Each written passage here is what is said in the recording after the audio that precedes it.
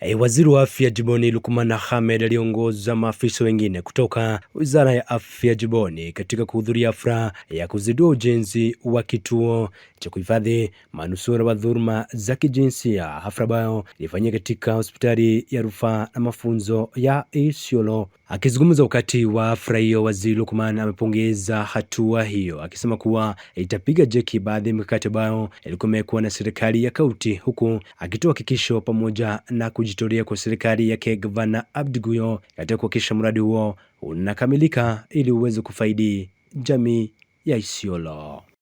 To first and foremost thank the KENHA team as well as the other organizations that are part and parcel of this project for the support that they've been offering us as a county, including this project that we are doing the groundbreaking for today. So tunawashukuru sana. Ya pili, ningependa kushukuru my team at the hospital. You know, it's always good to hear nice words being said about our hospital, right? Especially not by locals, but by people who are outside Isiolo. That means we are doing something right. Sindio? So ningependa kushukuru management at the hospital, led by the MedSoup, for the great work that you are doing. Today we are not just here for a groundbreaking ceremony. This is not just a groundbreaking ceremony for a construction site, but we are here because of a shared commitment to eradicate and fight against all forms of gender-based violence. We should not be shy to speak on the data. As a county, we are not doing quite well on issues of GBV. The data that I have with me is we are not performing well against the national average. We have 46% of our women who faced one form of GBV or another, against the national's average of 34. We have 3 in 10 women who in the past year have faced one form of GBV or another. We have issues of intimate partner violence and other forms of emerging GBV that is happening in our county. So we have issues of sodomy going on that is underreported and it's not being said. We have not just physical violence, but also psychological violence being meted against our women and young people. So we are not doing well on that front. And we need to put in more effort to ensure that we really work on reducing these statistics. It's not just statistics, but these are lives of people.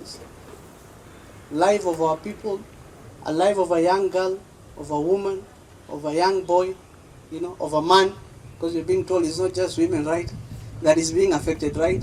And that has an impact for us as a county and as a nation. Because once a person has been affected by one form of GBV or another, they are not able to be productive members of the society. It haunts them, it has an impact on our social life, it has an impact on our economic life as a county and as a country.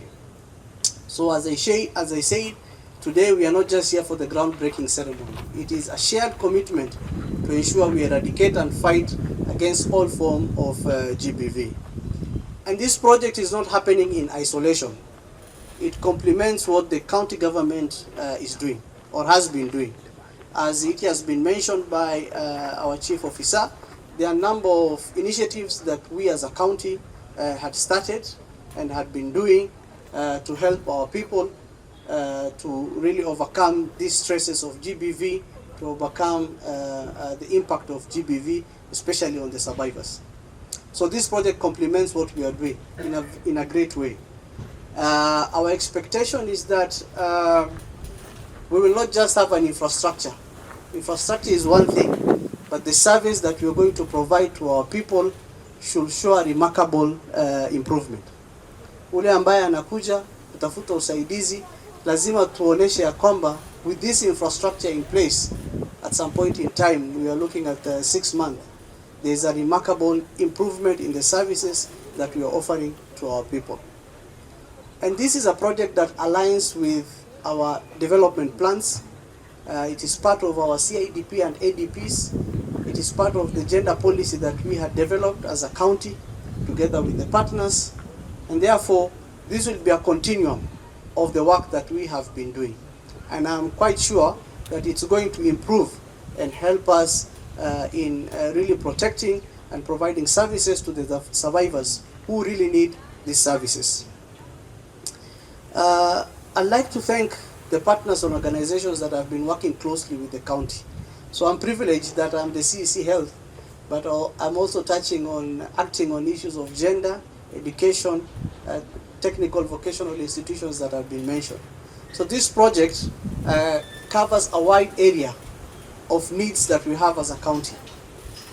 And you can count on our support as a county to ensure that once the infrastructure is in place, the services that are being offered at these institutions are up to standard and are beneficial to the people of Isiolo.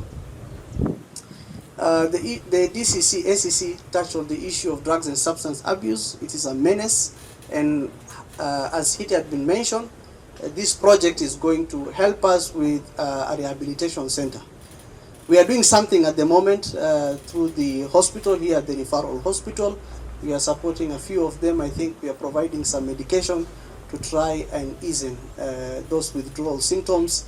But with this project, once it is actualized and we have a center, a rehabilitation center, it is not going only to serve Isiolo, but it's going to serve the counties that border Isiolo. The challenge that we've been facing is, my mate said that this hospital is serving 300,000 people. It's not just serving Isiolo. We have an influx of patients from border counties. You will not believe the numbers. There was a time we tried analyzing, and sometimes they're even more than the patients from Isiolo. So Isiolo requires that proactive approach in terms of really being supported with this development project. The development projects within the hospital, not just this hospital, but also the other far-flung areas. Ours is to ensure that we do not remain silent on the issues of GBV. It is our responsibility as individuals, as a community, as a county, as a nation, to fight this scourge. And we need to work hand in glove to ensure that the survivors of GBV are protected, the survivors of GBV get the services that they deserve and the rights that they deserve as enshrined in the Constitution.